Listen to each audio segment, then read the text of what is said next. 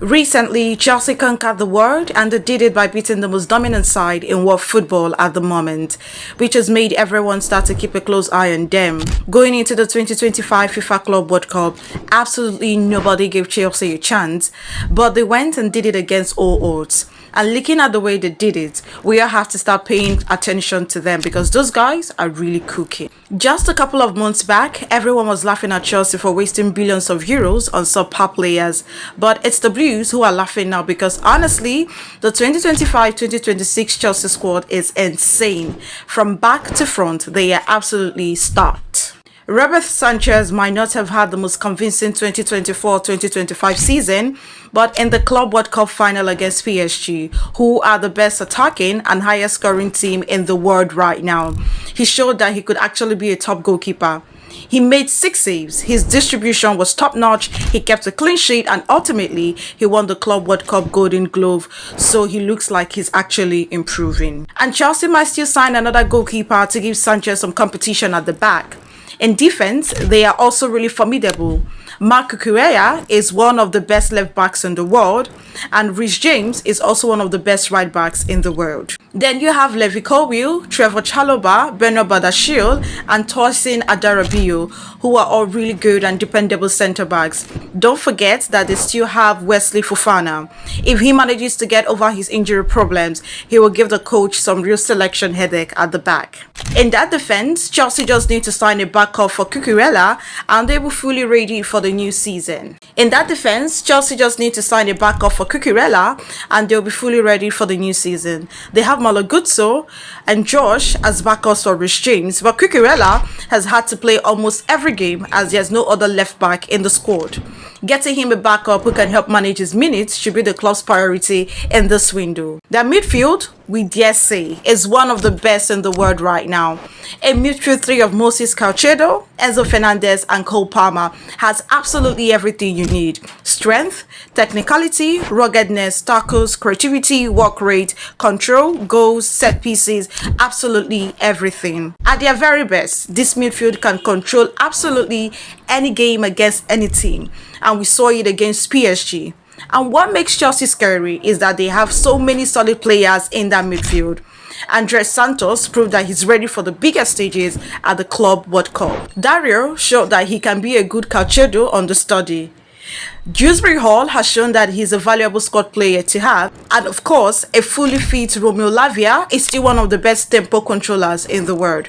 And don't forget, Reece James can play as a defensive midfielder, and Christopher Nkunku, Pais, and even Joao Pedro can play as 10s. So there's more than enough depth in that midfield. Speaking of Joao Pedro, let's now talk about the attack. But just before we get into that, if you aren't yet subscribed to the channel, take a quick second to go and do that right now so that you never miss out on our amazing content. Now let's talk about Chelsea's forward. See, in the 2024-2025 season, Chelsea really suffered in the attack. Nicholas Jackson was either missing chances or missing games due to injury or suspension. The likes of Jadon Sancho, Noni Madueke, Christopher Nkunku, and Pedro Neto were also often underwhelming, while Maguire and Tyreek George were too young and lacked experience. Chelsea knew that they had to do something about that, so they did this summer and they did it quickly. Very early in the summer transfer window, they went out and signed Liam Delap for £30 million and took him to the Club World Cup. They went on to add Joao Pedro to the squad during the competition and he totally hit the ground running, scoring 3 goals in just 2 starts at the competition, including one in the final against PSG. The way the Brazilian performed made rivals very scared. This guy hadn't played competitive football since April, but he joined in July after a hurried transfer and didn't miss a single beat. Imagine how much scarier he would be when he has a full preseason and properly blends into the squad, and that's not even all. Chelsea also signed Jamie Gittins and will finally be welcoming another player to the club this summer. So that already scary looking attack will be looking even scarier at the start of the new season. England and the rest of Europe should be very afraid. But it could get even worse for opponents, you know. It's still very early in the transfer window, so Chelsea could still go out and add more firepower to the squad. They've already started to do a lot of offloading to create space for new players. Noni Madueke, Axel Disasi, Joao Felix, Kani Chukwemeka, Jordan Sancho, Raheem Sterling, Petrovic, Kepa Arrizabalaga, Reto Viega, Leslie Gochukwu, Mike Penders, and Matthews Amag have all left the club already.